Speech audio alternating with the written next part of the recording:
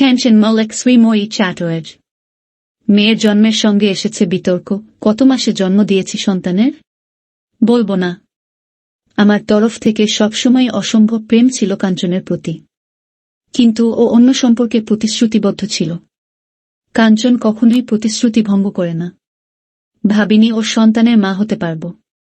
প্রথম যখন আল্ট্রাসোনোগ্রাফি করালাম, দেখলাম একটি ছোট্ট বিন্দু।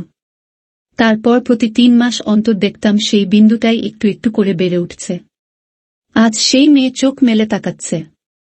কাঞ্চন একবার সোনামা বলে ডাকলেই ওর দিকে তাকায়। বাবার গলা খুব চিনেছে মেয়ে।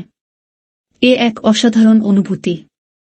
আমার মনে হয় মা হওয়ার মধ্যে দিয়ে একটা পরিপূর্ণতা আসে জীবনে। এটা এমনই একটা পদ্ধতি যার কোনো নিয়ন্ত্রণ আমাদের হাতে থাকে না। সবটাই ঈশ্বরের নির্ধারিত। আমি আর কাঞ্চন বাচ্চাদের খুব ভালোবাসি। আমার দিদির ছোট মেয়ের সঙ্গে কাঞ্চনের খুব বন্ধুত্ব। প্রথম প্রথম তো মেয়েকে পুতুল বলে মনে হচ্ছিল। ওকে প্রথমবার দেখে বলেছিলাম হ্যালো। কাঞ্চন পাশ থেকে বলল, ওকে হ্যালো বলছিস কি রে, তুই তো মা। তোর মেয়ে রে। প্রথম প্রথম কোনো আনন্দ অনুভবই করতে পারিনি। চিন্তায় ছিলাম সবকিছু ঠিকঠাক হবে তো। চিকিৎসক আশ্বস্ত করলেন। 5 মাসের পর খানিকটা আশ্বস্ত হলাম যখন দেখলাম বাচ্চা ঠিক মতো বাড়ছে। এই পর্যায়ে কিছু শারীরিক জটিলতা তৈরি হয়েছিল। একেবারে শেষ পর্যায়ে ধরা পড়ল জন্ডিস। রাতের পর রাত ঘুমোতে পারতাম না। কিন্তু সবশেষে মেয়ের মুখ দেখে সব কষ্ট চলে গেল। হাসপাতালের ওটিতে আমার সঙ্গেই ছিল কাঞ্চন। আমরা গল্প করছিলাম। অস্ত্রোপচারের পর চিকিৎসকই জানালেন আমার একটি সুস্থ কন্যা সন্তান হয়েছে। তারপরেই কেঁদে উঠল ছোট্ট প্রাণটি। আমি যেন বিশ্বাসই করতে পারছিলাম না একটি জলজ্যান্ত প্রাণের সৃষ্টি করেছি আমারই গর্ভে। কিন্তু একটাই বিষয়, ওর জন্মের সঙ্গে জন্ম নিয়েছে অনেক বিতর্ক। নানা জনে প্রশ্ন তুলেছেন কত মাসে জন্ম দিয়েছি সন্তানের। কিন্তু সে বিষয়ে কোনো জবাবদিহি করতে আমি রাজি নই। কাঞ্চন আর আমি মিলিতভাবে সিদ্ধান্ত নিয়েছি মা বাবা হওয়ার। হয়েছি। চিকিৎসক আগেই সতর্ক করেছিলেন এই যাত্রা খুব সহজ নয়। কিন্তু আমি মা হতে চেয়েছিলাম। সময় নষ্ট করতে চাইনি একেবারেই। আমি আর কাঞ্চন অনেক ঘুরে বেরিয়েছি। একসঙ্গে সময় কাটিয়েছি। বাড়িতেও একই সঙ্গে থাকি। অনেক সময়ই একঘেয়ে লাগত। চাইছিলাম একটি ছোট্ট প্রাণ আমাদের মধ্যে খেলা করুক। তবে আমার তো মধুচন্দ্রিমায় যাওয়া হলো না।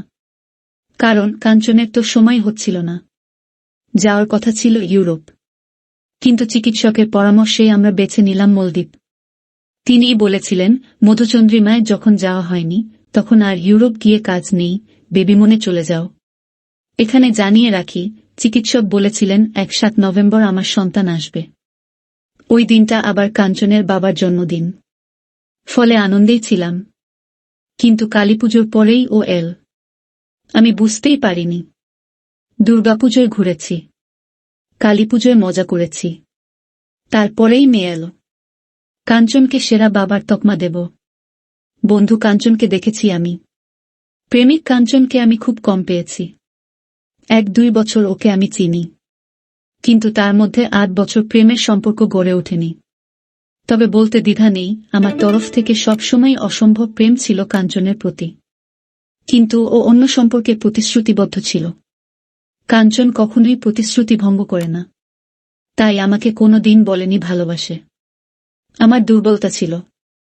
বিবাহিত মানুষকে ভালোবেসেছিলাম। এই নিয়ে অনেক কটাক্ষ ধেয়ে আসবে। প্রশ্ন আসবে বিবাহিত জীবনে আমি নিরাপত্তার অভাব বোধ করি কিনা। আমার উত্তর না, করি না। আমি ও রকম মানুষ না যে নিজেরটুকু বুঝে নিয়ে সরে যাব। পরিবারের সকলের ভালো চাই আমি। আমাদের সম্পর্কে কোনো চাওয়া পাওয়া ছিল না। ও খুশি থাকলেই আমি খুশি। সেজন্যই হয়তো এত বছর পর আমাদের প্রেম পরিণতি পেয়েছে। বিয়ের প্রস্তাব কিন্তু কাঞ্চনের তরফেই এসেছিল। যদিও আমি কখনো ভাবিনি কাঞ্চনের স্ত্রী হব ও সন্তানের মা হব। কিন্তু প্রেমিক বা স্বামী কাঞ্চনের যাত্রাপথ মোটেও সহজ ছিল না। বাবা কাঞ্চন কিন্তু সেরা। রাত জাগছে মেয়ের জন্য। সকালে আমি ওঠার আগে ও উঠছে। মেয়েকে খাওয়ানো, যত্ন করা, সবই দায়িত্ব নিয়ে করছে। মেয়েও চিনেছে বাবাকে। গলা শুনলেই চোখ তুলে তাকায়। কাঞ্চন ওকে সোনামা বলে ডাকে। আমি খুব ভালো আছি। কারো কখনো ক্ষতি করিনি। তাই হয়তো ঈশ্বরের আশীর্বাদ পেয়েছি। কাঞ্চন আমাকে স্বীকৃতি দিয়েছে, চাইলে নাও দিতে পারত। তারপর আমি মা হতে চেয়েছি, আমাকে সেই সেরা উপহারও দিয়েছে কাঞ্চন। আমার শ্বশুরবাড়িও খুব ভালো। আমি ধন্য। আমি আমার এই মাতৃত্বের সফর দারুণ উপভোগ করেছি। ফটোশুটও করেছি। চেয়েছি আমার সন্তান যেন ওর শিকড়টা মনে রাখে, বড় হয়ে দেখতে পারে কেমন ছিল ওর বাবা মা।